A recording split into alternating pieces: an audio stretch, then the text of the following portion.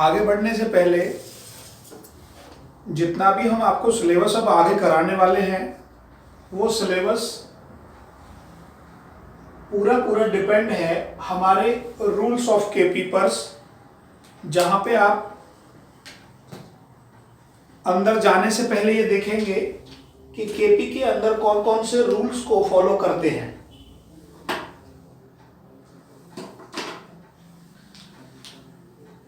आप जब पूरा कोई भी चैप्टर करेंगे केपी का या कोई भी टॉपिक, मैं आपको टॉपिक के अकॉर्डिंग कराऊंगा आगे सिलेबस, तो हर टॉपिक के अंदर ऐसा नहीं है रूल चेंज करने की कोई जरूरत नहीं है।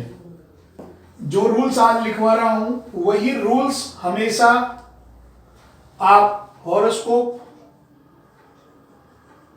हॉररी, आईपी कुंडली जिसे करंट चार्ट कहते हैं, इंस्टेंट प्रश्ना भी बोलते हैं,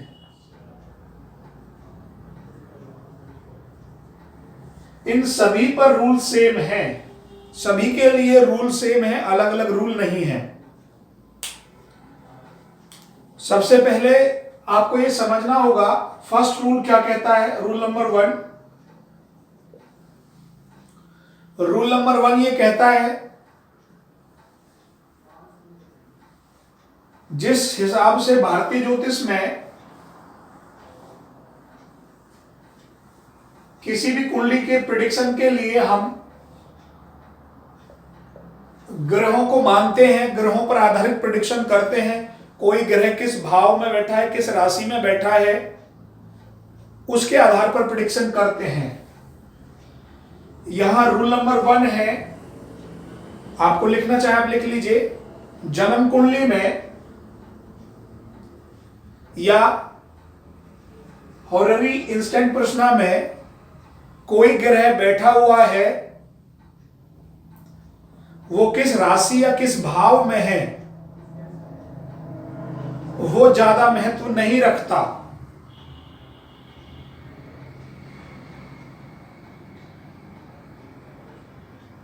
वो ज्यादा महत्व नहीं रखता, अपितु वह प्लेनेट किन किन भावों का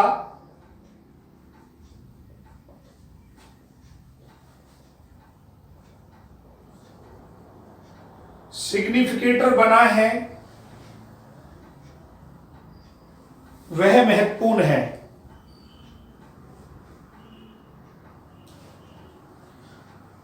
रूल नंबर 2, कोई भी प्लेनेट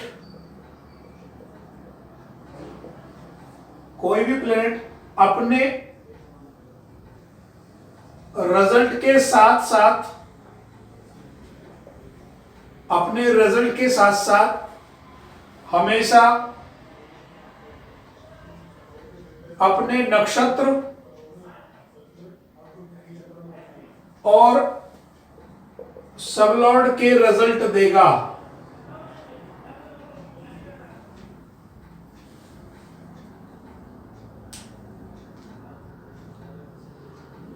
रूल नंबर 3,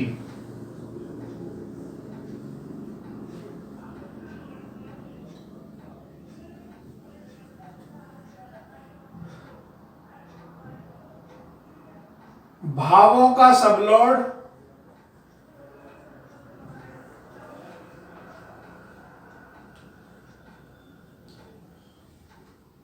अर्थात कस्प का सबलॉर्ड किसी भी घटना के संकेत देगा। जो सबलॉर्ड होता है वो सोर्स होता है, वो संकेत देता है घटना होगी नहीं होगी, और sublord in star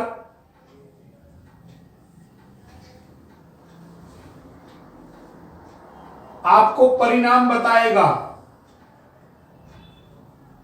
sublord in star का मतलब है कि घटना हो रही है नहीं हो रही है, जो सोर्स ने हमें रिजल्ट दिया है उसमें कितनी पावर है, ये सारा कुछ सबलॉर्ड इन स्टार बताएगा। और रिजल्ट ऑफ परसेंटेज सबलॉर्ड का सबलॉर्ड बताता है। Third point most important point है, किसी भी कस्प में जो भी हमें उस घटना के संकेत मिलेंगे वो सबलॉर्ड को सोर्स मानते हैं।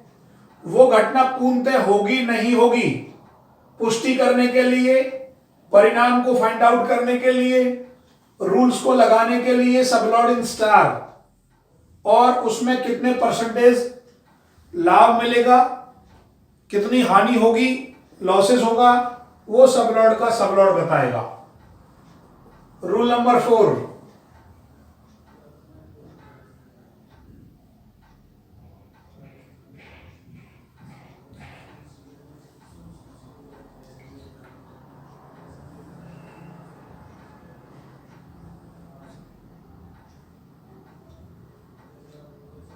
रूल नंबर 4 है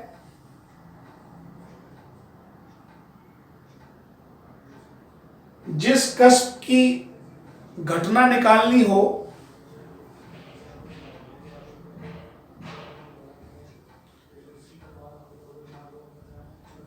जिस कस्प की घटना निकालनी हो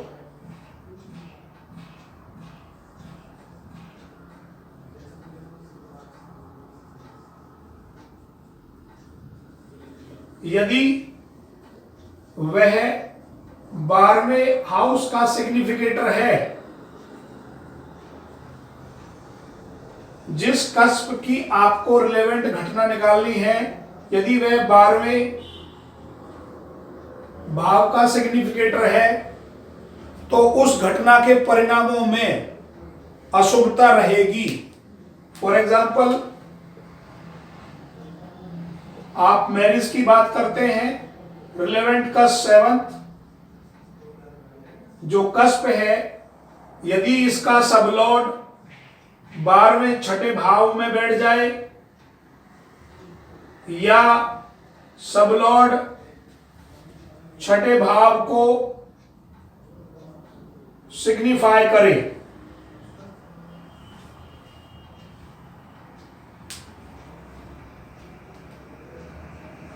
तो उस घटना के परिणामों में कमी आ जाएगी। रूल नंबर 5,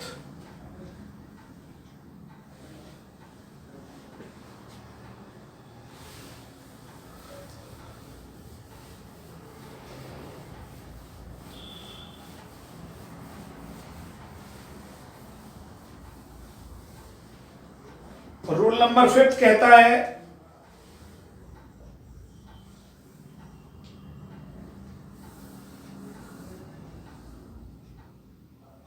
केपी के अंदर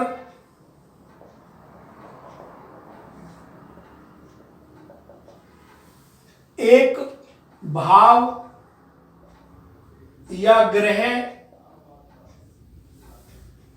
से रिजल्ट को निर्धारित नहीं किया जाता।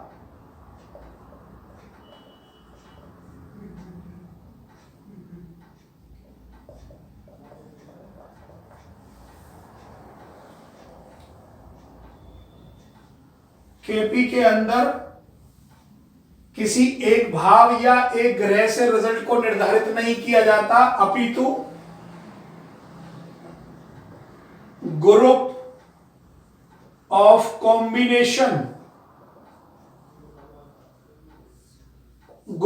कॉम्बिनेशंस ये डिसाइड करता है कि कार्य होगा या नहीं होगा।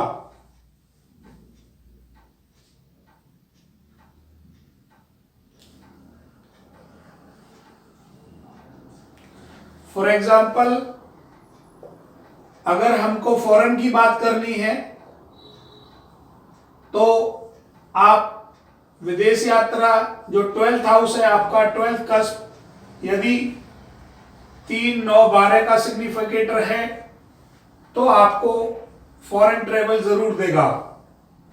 अर्थात यहां पर खाली 12th कस्प अकेला रिजल्ट प्रोड्यूस नहीं कर सकता, उसको किसी ना किसी 3 की 9 की हेल्प लेनी पड़ेगी, क्योंकि मान लीजिए फॉरेन हमारा विदेश है, तो यात्रा करने के लिए, किसी भी यात्रा पर जाने के लिए, जर्नी के लिए 9th की जरूरत पड़ती है।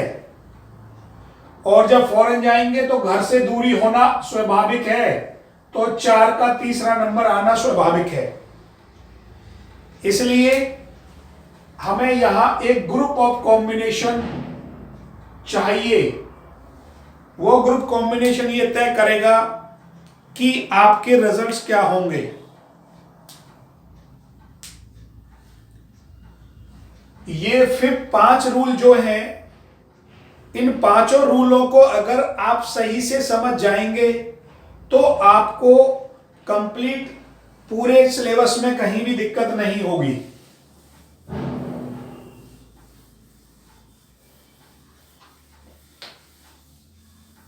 ये रूल नंबर 3 के एग्जांपल देख सकते हैं कि कैसे होगा। जैसे आपने बोला that subplot shows as subplot in star result। हाँ, देख सकते हैं, स्क्रीन पे देखिए। मान लीजिए अभी करंट चार्ट खुला हुआ है आपके सामने। यहां पे हम फॉर एग्जांपल के लिए समझिए, हमने विदेश की बात करी थी। भाव कौन से भाव से देखते हैं? 12th हाउस से। 12th हाउस का सबलॉर्ड जो बुध है, यदि ये अब जो सबलॉर्ड है इसको सोर्स बोलेंगे। अगर ये बुध तीसरे, 9वें, 12वें भाव में बैठा है D1 चार्ट के अंदर, 3, 9, 12 किसी भी भाव में बैठता है तो उत्पत्ति होगी। सोर्स हमें एक्सेप्ट करा रहा है। और यदि ये बुध 3, 9, 12 में से किसी भी एक भाव का सिग्निफिकेटर बनता है तो हमें लगेगा कि सोर्स हमें दे रहा है जाने के लिए। जैसे बुध के सिग्निफिकेटर कौन कौन है? 3 और 9 आ रहे हैं, तो सोर्स ये कह रहा है मेरी तरफ से ओके है। अब जो सबलॉर्ड इन स्टार है, बुध किसके नक्षत्र पर बैठा है? शुक्र के नक्षत्र पर। उसकी बिना हेल्प के रिजल्ट नहीं निकाला जा सकता। जैसे बुध किसके नक्षत्र पर है? शुक्र के पर। और शुक्र देखिए खुद क्या इंडिकेट कर रहा है? खुद बैठा भी 9th हाउस में है D1 चार्ट में, और इंडिकेट भी क्या कर रहा है? आप देख लीजिए 3 को और 9 को। अर्थात रिजल्ट की परसेंटेज का मतलब है कि यदि खाली सोर्स में आ रही होती है बात और सबलॉर्ड इन स्टार में नहीं आ रही होती है, तो बात की पॉसिबिलिटीज कम हो जाती है, डाउन हो जाती है। कोई जरूरी नहीं वो करेगा या नहीं करेगा। परंतु यदि सबलॉर्ड इन स्टार में आ रही है तो वो कार्य आपका अवश्य होगा। अब आप फौरन तो चले गए, अब वहां आपको ये देखना है कि विदेश में मुझे कोई लाभ होगा या नहीं होगा। जो सबलॉर्ड बना था उसका सबलॉर्ड है बुध, का सबलॉर्ड है शनि। ये शनि यदि D1 चार्ट के अंदर इंप्रूविंग हाउस में बैठा होता है, पहले, दूसरे, तीसरे, छठे, 10वें और 11वें भाव में है, तो आपको उन्नति मिलेगी, आपकी प्रोग्रेस अच्छी रहने वाली है। और यदि ये नॉन इंप्रूविंग हाउस जो बच गए उनमें बैठा है तो आपकी उन्नति में दिक्कत होगी, आपको उल्टा कोई ना कोई दिक्कत रहेगी। जैसे जा रहे हैं ऐसे ही आना पड़ेगा वापस। अब इस रूल को एप्लीकेबल करने के लिए हमें दशाओं की आवश्यकता होती है। हमारे पास दशा, भुक्ति और अंतरा, ये महादशा जितनी भी होती है बहुत लंबे समय के लिए होती है। आपको इस पे वर्क बहुत कम करना है, जहां जहां मैं लिखवाऊंगा केवल वहीं वर्क करना है। हमेशा वर्क करना है भुक्ति और अंतरा पे। बी और ए, क्योंकि महादशा तो शुक्र की 20 साल की है, चंद्रमा की 10 साल की है, बहुत सारी घटनाएं घट जाएंगी। आपको केवल भुक्ति और अंतरा को पकड़ के चलना है जीवन में, तो ज्यादा सफलता मिलेगी। अब दशा को कैसे रीड करना है मैं आज ही करा देता हूं ये टॉपिक भी।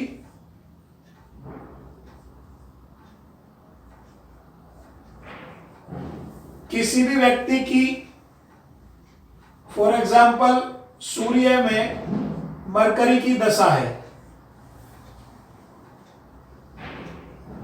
ये आपका डी हो गया, ये भुक्ति हो गई।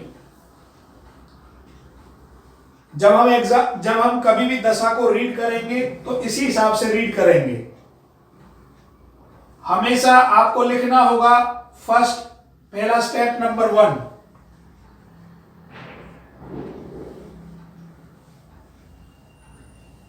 जो महादशा है उसको देखना है वो D1 चार्ट में कहां बैठा है। सन D1 इन प्लेसिंग, D1 में सन की प्लेसिंग क्या है बोलिए कुंडली के अंदर। सूर्य बैठा है 10th में लगन कर्म चार्ट के अंदर। अब मरकरी को देखना है, ये मरकरी जो आपका भुक्ति दशा है आपकी कुंडली के अंदर क्या क्या सिग्निफाई करता है। बुध के सिग्निफिकेटर 3, 4, 7, 8, 9, 10, 3, 4, 7, 8, 9 एंड 10।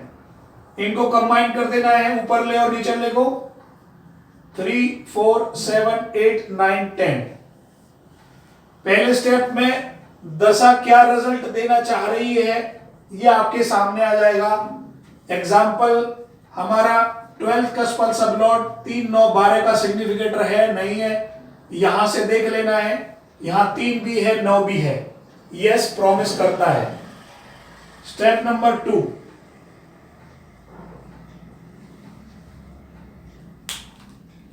स्टेप नंबर 2 ये कहता है जो भुक्ति दशा है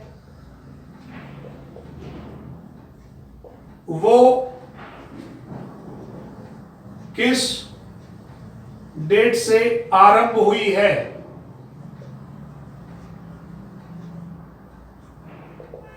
आपको हमेशा भुक्ति दशा कब से आरंभ हुई आप नोट डाउन कर लीजिए समझने के लिए।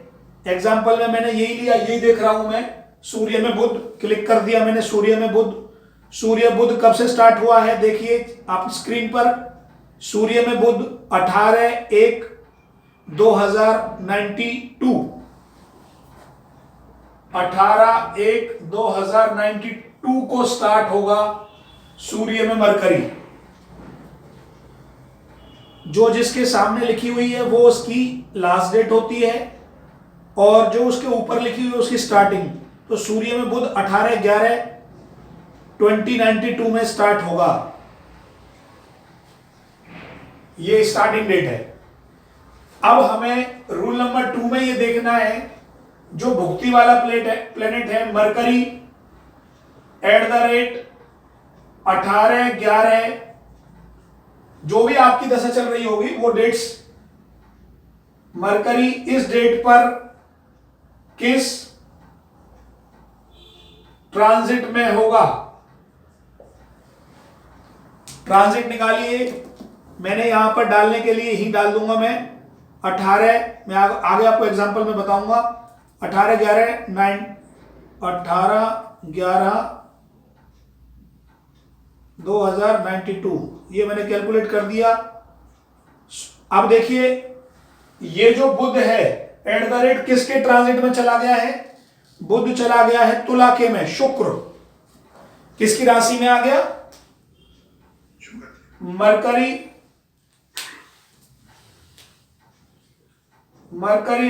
पावर चली गई वीनस के पास। ये वीनस हमारे काम का है। अब आपका क्वेश्चन किसका था, 12th कस्पल सब लॉर्ड 3 9 12 को सिग्निफिकेटर करे हमारे। अब आपको 3 जो भी आपका क्वेश्चन होता है 3 9 12 उनके प्लेनेट सिग्निफिकेटर को नोट करना है। प्लेनेट सिग्निफिकेटर को नोट करना है। अब आप तीसरे भाव के प्लेनेट सिग्निफिकेटर बोलिए। ये प्लेनेट सिग्निफिकेटर होते हैं 3 के सामने सूर्य शनि राहु गुरु। स्क्रीन पे देखिए 3 कस्प के सामने जो लिखा हुआ है प्लेनेट सिग्निफिकेटर सूर्य शनि गुरु। 9 नंबर के हो गए मंगल शुक्र बुध और 12 नंबर क्या हो गया सूर्य शनि गुरु। लिख लीजिए 12 के कौन कौन से हो गए बोलो। सूर्य शनि बुध गुरु।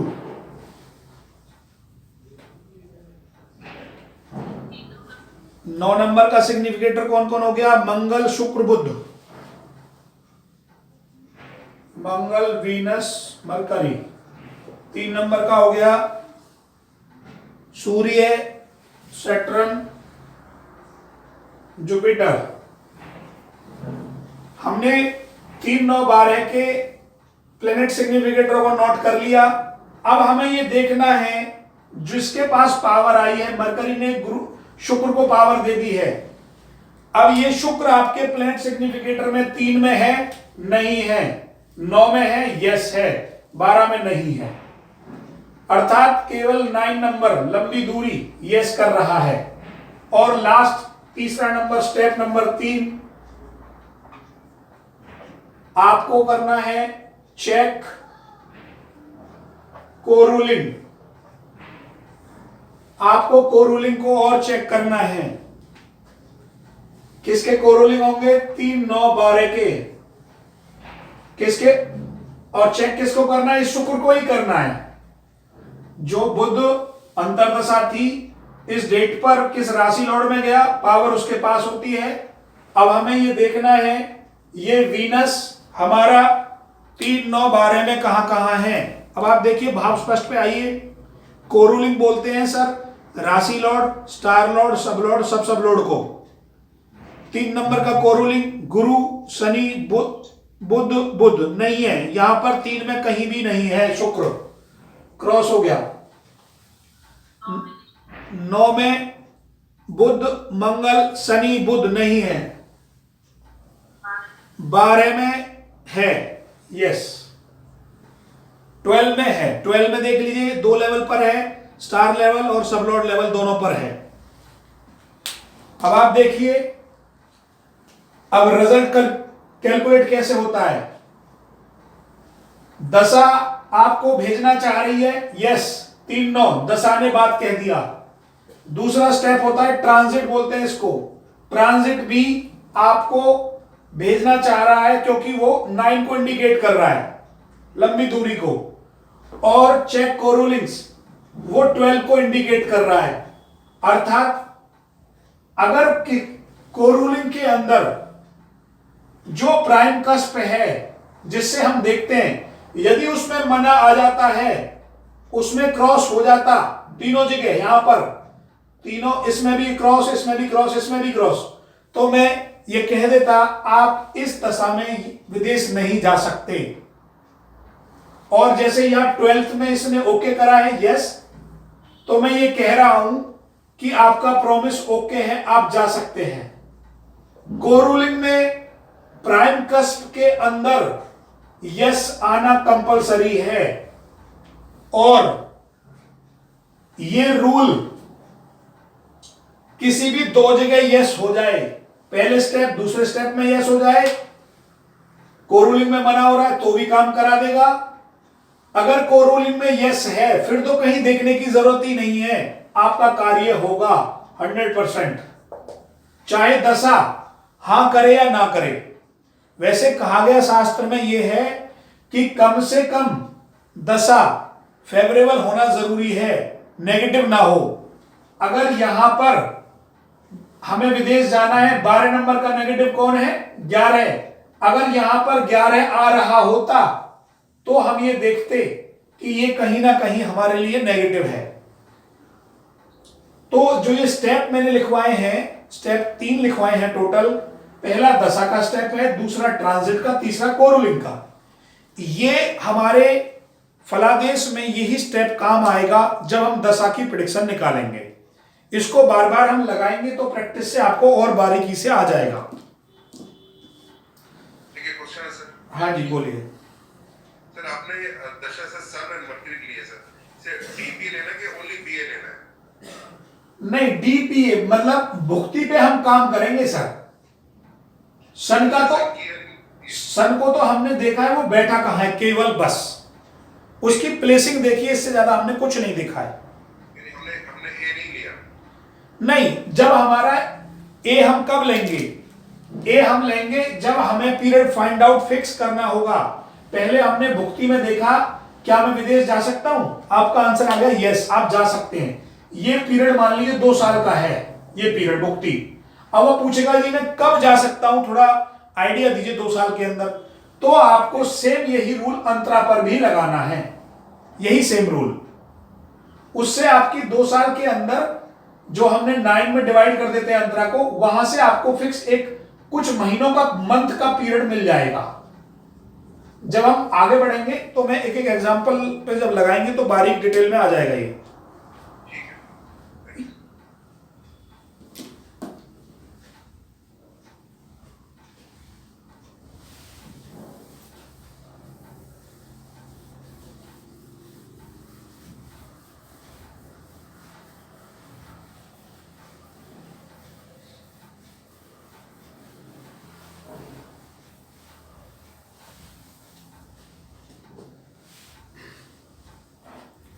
ये हमारे कुछ रूल थे जिनके आधार पर हम प्रेडिक्शन करते हैं और आगे नियमों को धीरे धीरे समझना शुरू कर देते हैं।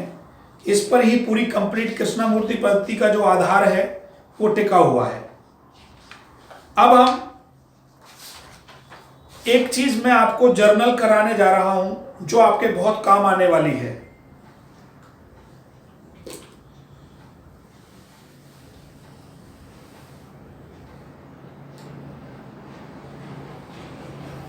आपको अपने अपने डाटा के अंदर और सामने वाले डाटा के अंदर जब भी हम कोई 2 डाटाओं को आपस में देखना चाहेंगे, नेचर कैसे चेक करेंगे। कुंडली में किसी व्यक्ति का जो नेचर है वो हम जर्नल ये देखना चाह रहे हैं, हमारे साथ इसका कैसा व्यवहार रहने वाला है, हमारे साथ इसकी बनेगी नहीं बनेगी, बहुत सारी चीजें हैं। तो आपको पता होना चाहिए, एक तरफ आप लिख लें प्लेनेट, एक तरफ आप लिख लें फ्रेंड्स, मित्र हो गए, और एक तरफ लिख लें आप शत्रु, एनिमी हो गया,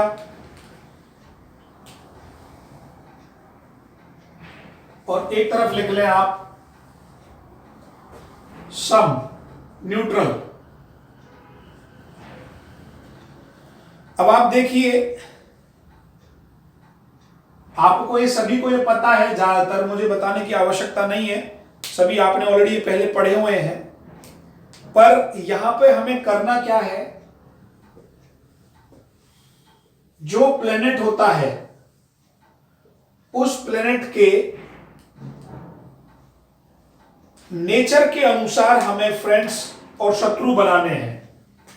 से सपोज आप देखिए, आप जब शुक्र की बात करेंगे, मैं सूर्य की बात कर रहा हूं, सन की, जो सूर्य है वो फ्रेंड में अपना मून को रखता है चंद्रमा के साथ। अकॉर्डिंग टू नेचर ये किंग है, ये राजा है, इधर रानी हो गया,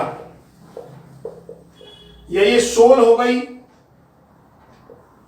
ये हमारा मन हो गया, और ये आत्मा हो गई, ये भी आप कह सकते हो। गुरु जो राजा है बिना ज्ञान के अधूरा है, इसलिए गुरु के माध्यम से उसने ज्ञान लिया, इसलिए मित्र हो गया। और राजा को एक सेनापति की आवश्यकता होती है, इसलिए वो मित्र हो गया। हमेशा राजा को एक सेनापति की आवश्यकता होती है।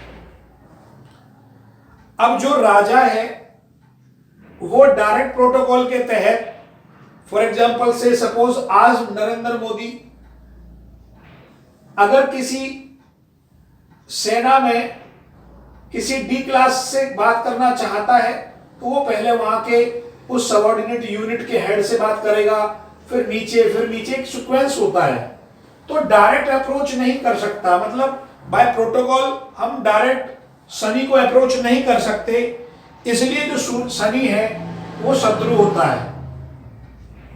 वैसे भी राजा और सेवक दोनों का नेचर अलग अलग है, इसलिए वो दास्ता की सेवक है, वो भाव का सेवक है, वो नेचर बाय किंग है, तो दोनों में बहुत डिफरेंस है। वीनस शुक्र को क्यों रखते हैं? राजा यदि भोग विलास की तरफ रहेगा तो आपका नेगेटिव हो जाना है जीवन, सेक्सुअल लाइफ, भोग विलास और जितने भी ऐशो आराम है। यदि राजा वहां पर इन सब में रहेगा तो ये सन डाउन हो जाएगा। आप सिंपल इस बात को यदि प्लेनेट के साथ भी किसी भी कुंडली में लगाएंगे तो भी रिजल्ट मिल जाएगा। जैसे किसी का सूर्य और शुक्र साथ बैठा हुआ है तो आप ये कह सकते हैं कि आपका बच्चा यदि आपने ध्यान नहीं दिया तो भोग विलास की चीजों में ज्यादा अट्रैक्शन में जाएगा और आत्मकारक, राजा, मनोबल, ये सारी की सारी चीजें डाउन हो जाएंगी। ये जर्नल प्रिडिक्शंस हैं, ये भी आप बोल सकते हैं।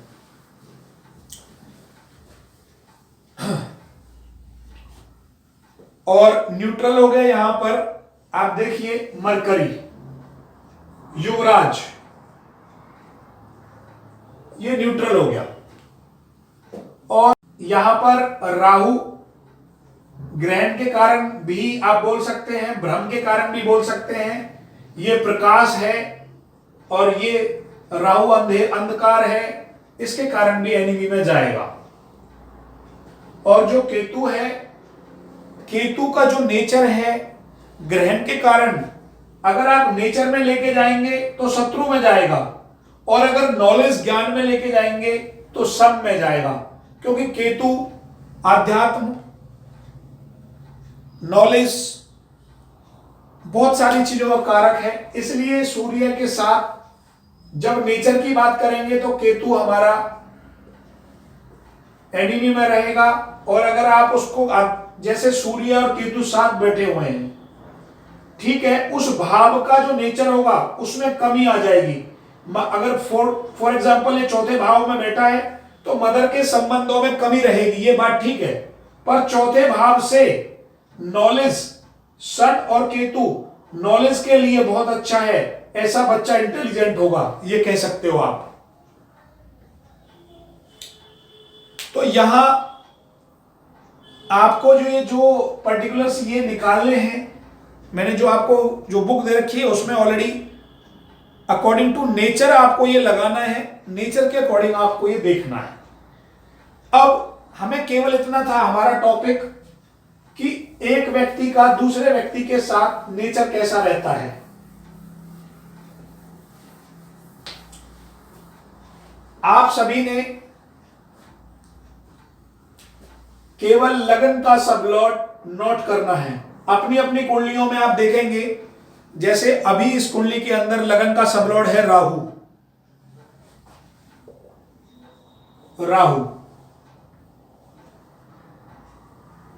राहु का नेचर भ्रम फैलाना,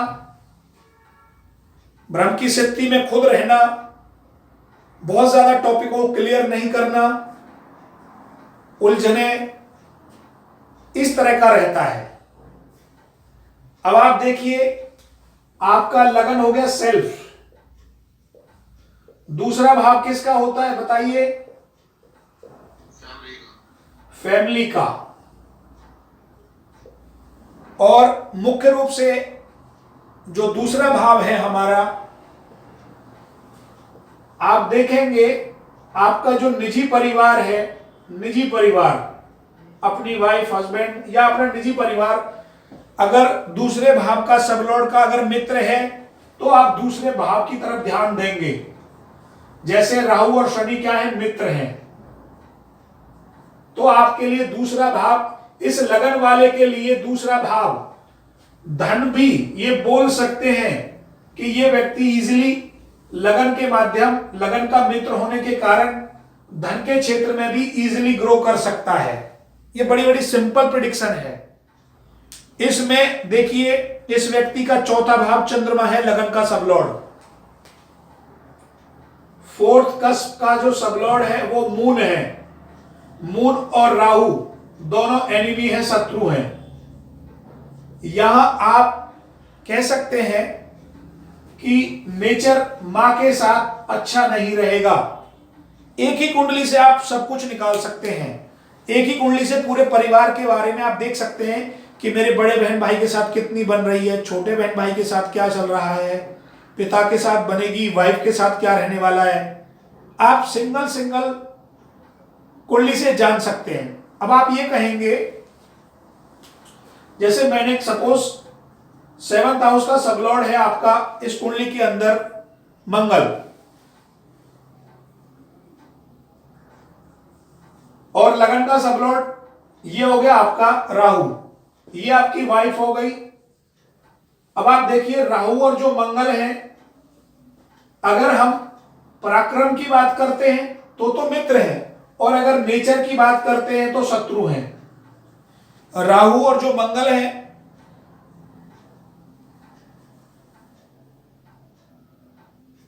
आपस में शत्रु हैं, परंतु अगर ये ध्यान रखना, ये नेचर की बात चल रही है। अगर यही क्वेश्चन मेरा यहां पराक्रम से होता, हम ये भी कह सकते हैं कि ये अभी आपका चार्ट है, आप अपने अकॉर्डिंगली, आपका नेचर आपकी वाइफ के साथ, अर्थात आपका मन उनकी तरफ रुझान में कम रहेगा। अब उल्टा भी है, वाइफ का चार्ट मान लीजिए से यहां पर उसका लगन का सबलॉर्ड है मंगल और 7वें भाव का सबलॉर्ड है मून, तो अब आप ये देखना, आपका रुझान कम रहेगा, सामने वाले का रुझान ज्यादा रहेगा। ये भी हमें आप एक ही कुंडली से देख सकते हैं कि सामने वाले व्यक्ति के विचार कैसे हमारे प्रति और हमारे विचार कैसे हैं सामने वाले के प्रति। तो लगन का सबलॉर्ड जो जिस भाव का मित्र है, उस भाव के नेचर से मित्रता आपकी जल्दी हो जाएगी, और जिनका सबलॉर्ड आपस में शत्रु है, उनसे मित्रता या उस भाव के रिजल्टों में भी कमी रह सकती है। ये आज आप अपनी कुंडलियों पर लगाकर देखेंगे।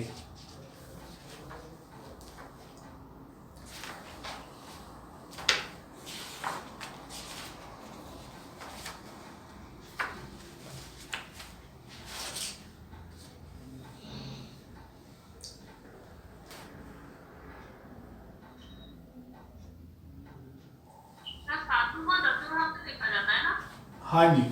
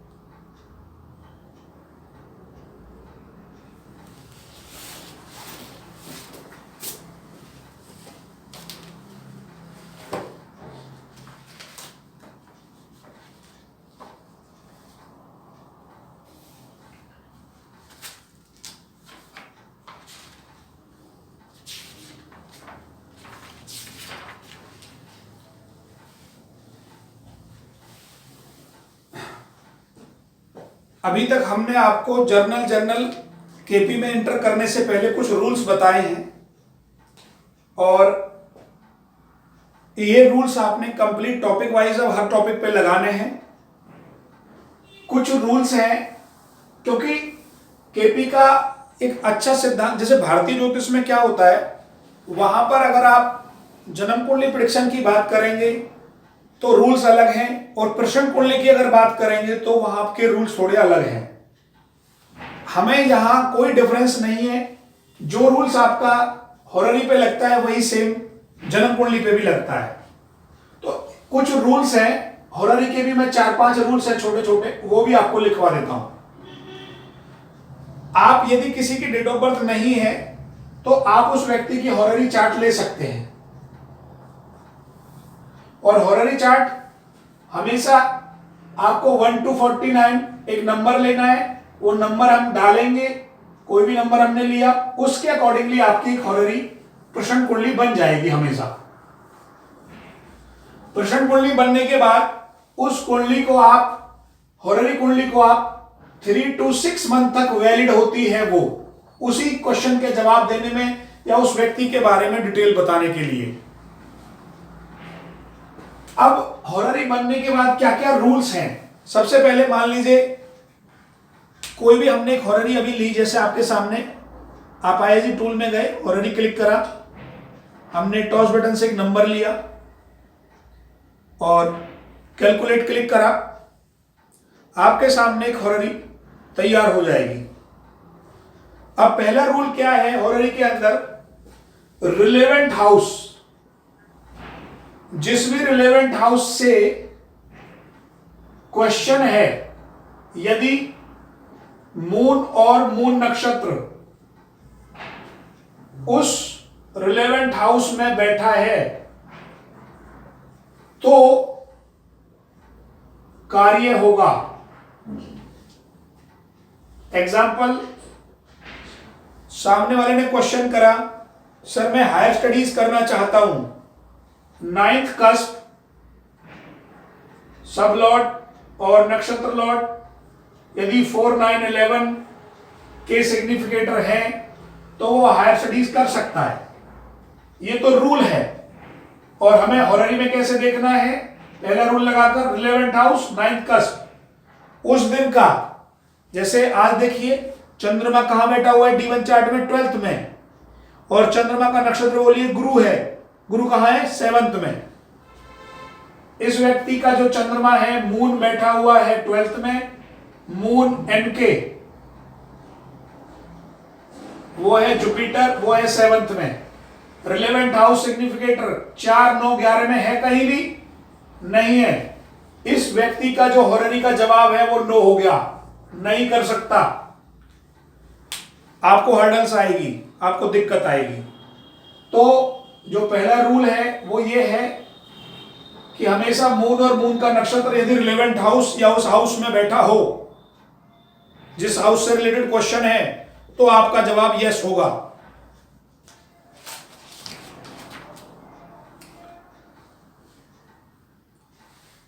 अगली बात,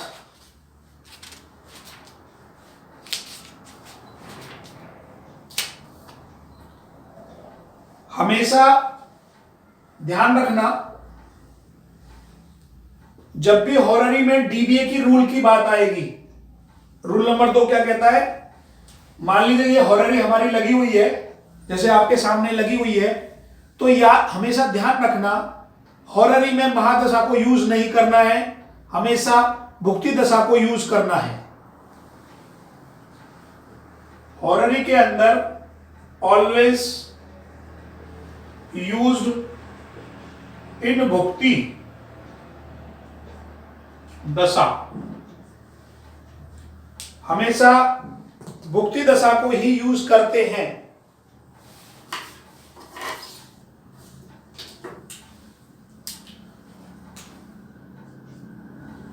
रूल नंबर 3,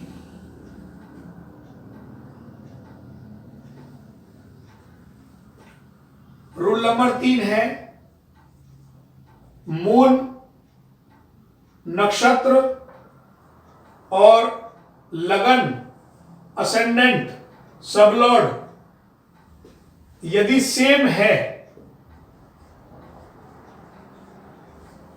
मूल नक्षत्र और लगन असेंडेंट सबलॉर्ड सेम है, तो भी कार्य की, जो पूछा गया क्वेश्चन है, उस कार्य की पॉसिबिलिटीज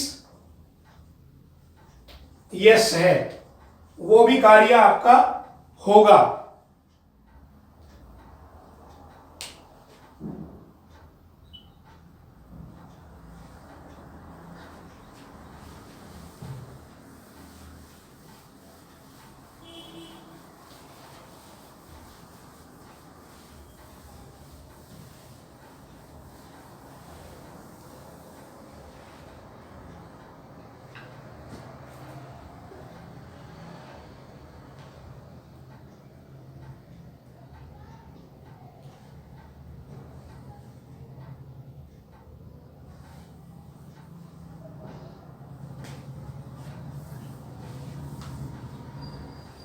नेक्स्ट रूल,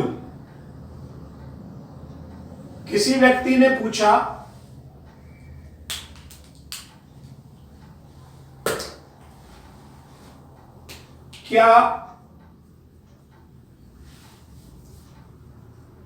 क्या मैं इस दशा में धन कमा सकता हूं? व्यक्ति ने क्या पूछा? क्या मैं इस दशा में धन कमा सकता हूं? व्यक्ति की कोई भी दशा चल रही है, फॉर एग्जाम्पल, और अब आप देखिए, यदि सेकंड कास्ट 2, 6, 11 का सिग्निफिकेटर होता है तो व्यक्ति को धन मिलता है।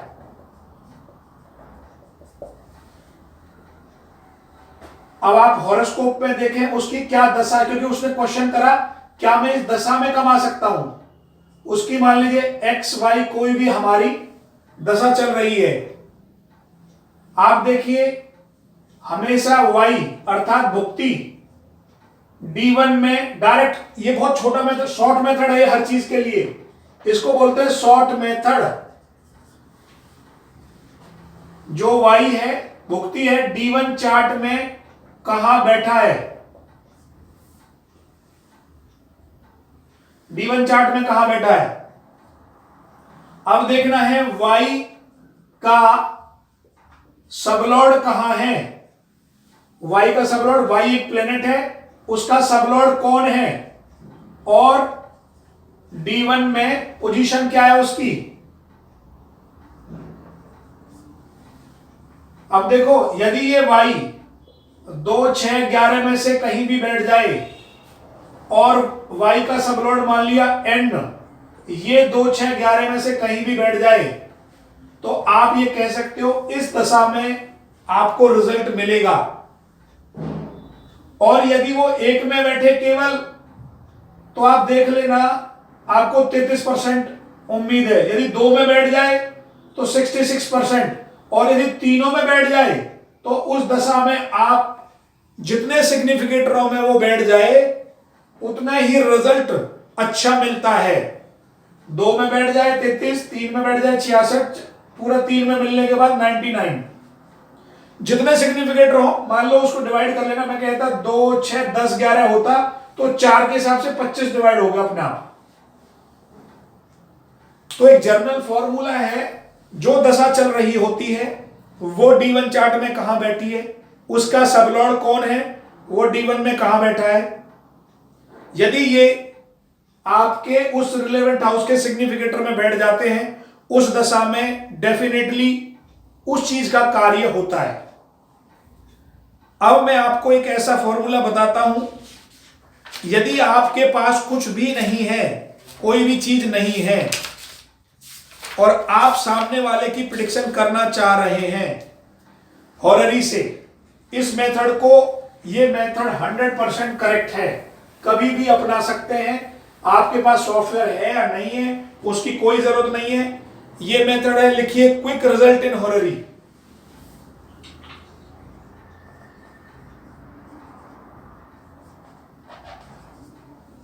quick result in horary.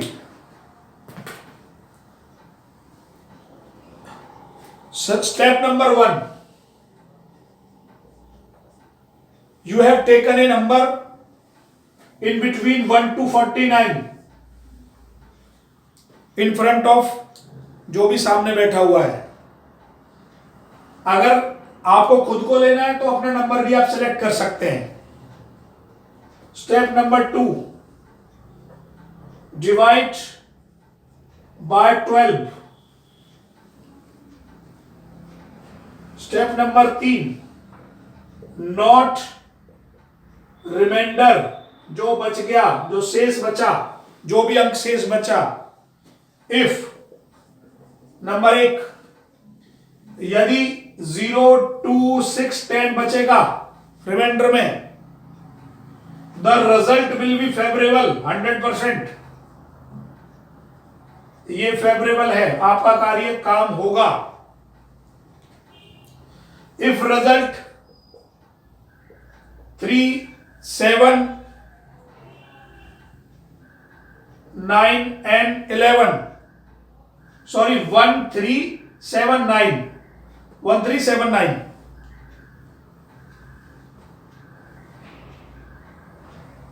लिखिए, the result will be delay.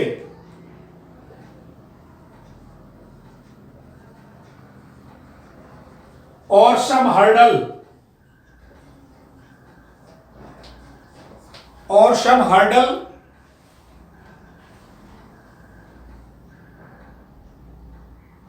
अगर इस कार्य को कराना है तो लिख दीजिए हेल्प ऑफ अदर पर्सन. बिना दूसरे की सहायता से नहीं होगा. Last condition, if remainder is 4, 8, 11 and 5, the result will be unfavorable.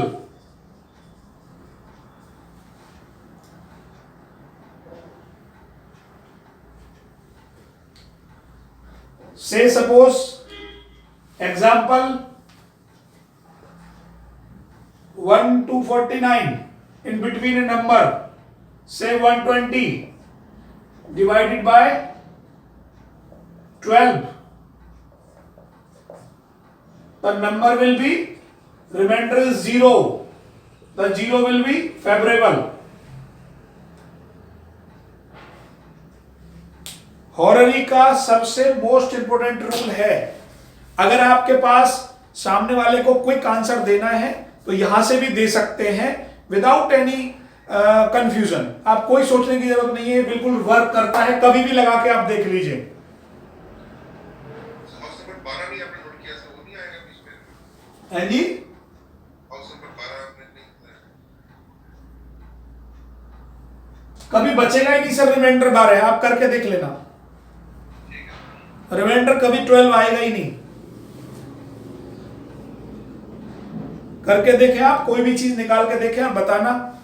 और कल से हमारा अब जो टॉपिक स्टार्ट होगा, ये रूल्स हैं जितने भी मैंने बता दिए. अब इन रूल्स को आपने एप्लीकेबल करना है टॉपिकों के ऊपर. कल मैं आपको एज का चैप्टर कराऊंगा. हाँ जी, एज के जितने भी क्वेश्चन हैं आप अपने नोट डाउन कर लेना. एज से संबंधित ऑल एवरीथिंग कवर्ड हो जाएगा. व्यक्ति की आयु कितनी रहने वाली है, मरेगा कैसे, कहां मरेगा, कौन सी दशा में मरेगा, जिंदा रहेगा, सामने हॉस्पिटल में है, वो हमारे लिए आंसर कैसे देने हैं, ऑल कवर्ड है. एज का पूरा चैप्टर कल नेक्स्ट जो भी होगा, थोड़ी क्लास बढ़ जाएगी पर कोई दिक्कत नहीं है, पूरा मैं कवर करा दूंगा इसको. लॉकडाउन हो गया सर दोबारा? आज से हो गया सर लॉकडाउन. अच्छा, फिर तो लंबी क्लास ले सकते हैं.